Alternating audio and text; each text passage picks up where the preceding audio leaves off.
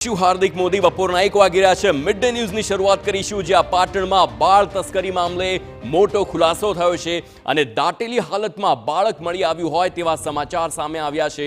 પાટણમાં જે પ્રમાણે બાળ તસ્કરીનો મામલો છે, બનાસ નદીના પટમાંથી દાટેલું બાળક મળી આવ્યું છે। બાળકનું મોત થતાં તેને દાટીને પુરાવાનો નાશ કરવામાં આવ્યો હતો। બાળ તસ્કરીમાં આરોપીઓના એક બાદ એક ચોંકાવનારા ખુલાસા પણ સામે આવી રહ્યા છે। એસઓજી મામલતદાર, પંચો અને આરોપીઓ સાથે રાખીને ઘટના સ્થળ પર તપાસ હાથ ધરવામાં આવી છે। જે પ્રમાણે અગાઉ પણ પાટણમાં બાળ તસ્કરીનો મામલો સામે આવ્યો હતો। સુરેશ ઠાકોર નામનો જે વ્યક્તિ હતો અને ત્યારબાદ એક બાદ એક બાળ તસ્કરીના તેના ખુલાસા થયા હતા। હવે તેમની આકરી પૂછપરછમાં એક જે મૃત બાળક તેને દાટી દેવામાં આવ્યું હોય તેવા સમાચાર સામે આવ્યા છે અને બાળ તસ્કરીનું આ કૌભાંડ ગુજરાતના અનેક અલગ અલગ જિલ્લાઓમાં પ્રસરે તેવી પણ શક્યતા છે। અનેક મોટા ખુલાસાઓ પણ આ તપાસમાં સામે આવી શકે છે। આખરે કેટલા બાળકોની તસ્કરી કરવામાં આવી હતી, કેટલા રૂપિયાનું કૌભાંડ કરવામાં આવ્યું છે, આખરે આ બાળક ક્યાંથી આવતા હતા, આ અનેક સવાલો થઈ રહ્યા છે। પરંતુ હાલ જે પ્રમાણેના સમાચાર છે, એક મૃત બાળક જેને દાટી દેવામાં આવ્યું અને તેને લઈને જ હવે તપાસ હાથ ધરવામાં આવી છે। આપને જણાવી દઈએ, એસઓજી મામલતદાર, પંચો સહિતને રાખીને આ તપાસ કરવામાં આવી છે અને આ મૃત બાળકને લઈને તપાસ શરૂ કરવામાં આવી છે। સંવાદદાતા સુનિલ પટેલ ફોન લાઈન પર છે। સુનિલ, જે પ્રમાણે આખું આ કૌભાંડ સામે આવ્યું છે, જે દાટેલું બાળક છે, હવે તેની પણ તપાસ કરવામાં આવી રહી છે। આ કૌભાંડ કેટલું વધે તેવી શક્યતા છે, કારણ કે એક બાદ એક ચોંકાવનારા ખુલાસા થઈ રહ્યા છે।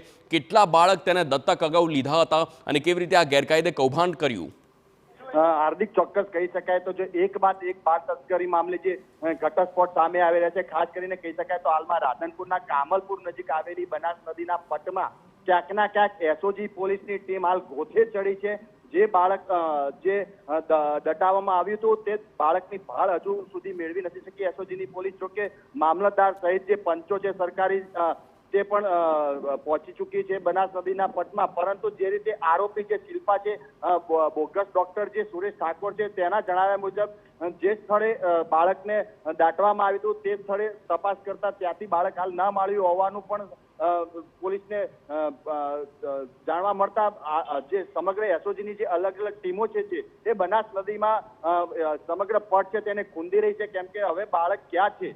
જે રીતે આરોપીએ ઘટસ્ફોટ કર્યો હતો, ખુલાસો કર્યો હતો કે બાળક તેમને નદીના પટમાં જ દાટ્યું હતું અને લોકેશન પણ બતાવ્યું હતું ક્યાંક ના ક્યાંક એવો જે ઘટસ્ફોટ હતો। પરંતુ હવે જે રીતે કહી શકાય તો દ્રશ્યોમાં પણ આપ જોઈ શકો છો કે સ્થળ ઉપર એસઓજીની ટીમ, મામલતદાર, સરકારી તબીબોના જે પંચો છે, આ તમામ જે પંચો છે જે આરોપી સાથે હાલ હાજર છે અને બાળક મામલે ક્યાં છે, હવે આ બાળક ક્યાં છે, મૃત પામેલું બાળક નદીના પટમાં ક્યાં દટાયું છે, તેને મામલે હવે કહી શકાય તો જે એક સામે આવ્યો છે આખો મામલો, તેને લઈને હવે અલગ અલગ પ્રશ્નો પણ ઉભા થઈ રહ્યા છે અને ક્યાં સુધી આ પોલીસ તપાસ કરશે તે પણ હજુ આગળ વધશે। હજુ પણ કેટલા બાળકો આ પ્રકારે તસ્કરી કર્યા છે, કોને વેચ્યા છે, ક્યાંથી લાવ્યા હતા, કેટલા વ્યક્તિઓ હજુ આ સમગ્ર ષડયંત્રમાં સામેલ છે, એની તપાસ પણ તેજ થઈ છે। હાર્દિક, આભાર સુનિલ સમગ્ર માહિતી બદલ।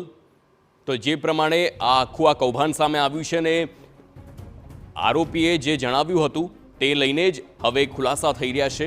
તો પાટણ બાદ બનાસકાંઠામાં પણ સામે આવ્યો છે બાળ તસ્કરીનો મામલો। ડીસામાં બાળ તસ્કરીની ઘટનામાં